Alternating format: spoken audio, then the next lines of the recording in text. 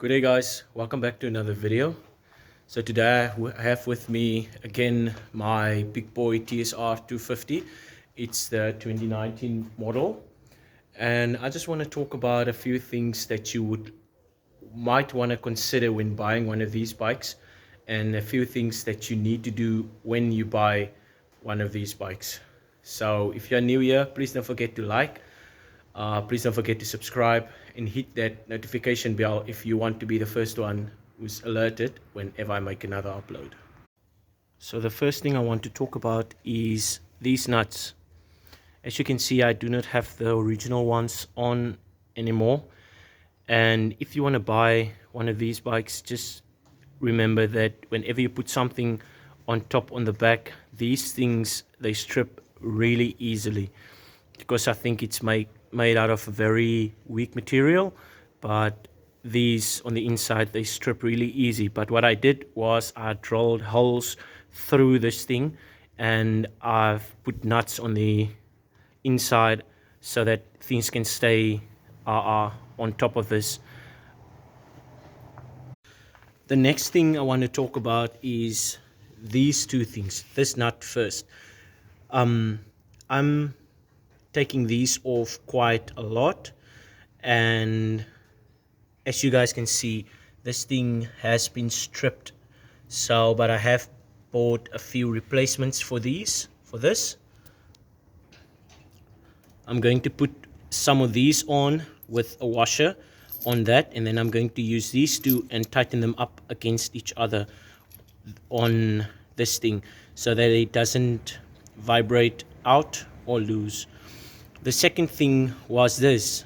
I had a problem whenever I would change, or I would set the chain so that it's correctly set, and then after a week of riding this bike, it became loose, and I realized that it's actually this nut, because it comes with single nuts.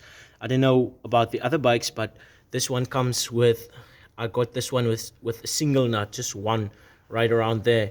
And whenever you ride, this also vibrates loose, and it's just like goes back, and then makes the chain go loose as well. So I had to take two nuts, and then just like tighten them up against each other with two washers in there. Also, this thing I'm also going to replace quite soon with a stronger material, because this thing is also, as you guys can see, it's bended for some reason, and it's not very strong. So the next thing I want to talk about is, as you guys can see, these plastic bits. I've made these handguards myself, but these plastic bits are some of the original, or a piece of the original handguards which I got with the bike the day that I bought it. But these are just plastic. It feels like a really strong and heavy duty plastic, but as soon as you put the bike down, it just breaks. So another thing that you want to consider is buy yourself stronger ones, specifically with either aluminium frame on the inside or a steel frame on the inside, because these, I have crashed with the bike quite a few times while I was doing trails, and these has proven to be holding up the test, because it didn't bend, and it also protected my levers from getting broken or something. And another thing you want to consider is, just like I was just riding, and then just this bolt, it just came out. I didn't know it was this bolt because I didn't see it, but this bolt came out. And one thing you would like to do, or want to do, is tighten all the bolts on the bike. If you bought this bike new, just make sure they're all tight and nicely tight, so that it doesn't vibrate loose, because these bikes, they vibrate quite a lot, and for some reason they just vibrates all these stuff, they just vibrates it loose. The next thing would be the Mudguard in front. If you want to if you're doing lots of trails and stuff, you'll see that on the inside of this one has cracked there, just where the bolts are. And this was from me doing some track riding and stuff, and this thing just decided to crack. I am ordering one as we speak, but you just have to be careful with this one. Also, this thing, we have fixed it, but from underneath I don't really think you can see it really.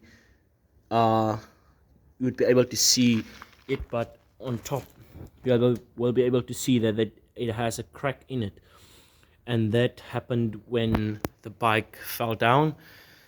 So I don't know whether it's just because of this thing is weak, but I think it might also be because of our ride the trail. But this one was because I dropped the bike on the trail. But the inside ones was because I actually accidentally, or not accidentally, but I went trail riding with the bike, and it just seems to it actually doesn't like it. So it just cracked on the inside because it's a very thin plastic which is there. Another thing to consider is getting yourself this thing if you're also doing lots of trail riding. As you can see, I have lost almost half of this thing, and it also has cracked on the inside. It has lots of cracks on the inside, because it's held up with a very weak plastic as well. But I have put in some bits there just to keep it steady. But you might also want to consider buying yourself a new taillight. If you're doing lots of trail riding, you might want to get yourself some of those other ones which they sell.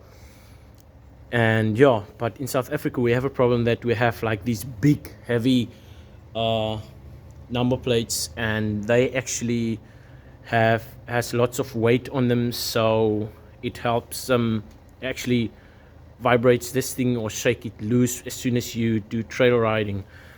And currently the only thing holding this up is this frame which coming from the pannier rack, and it's holding it up really sturdy. So yeah, I don't think it's gonna come off real soon from trail riding, but that's also one thing to consider.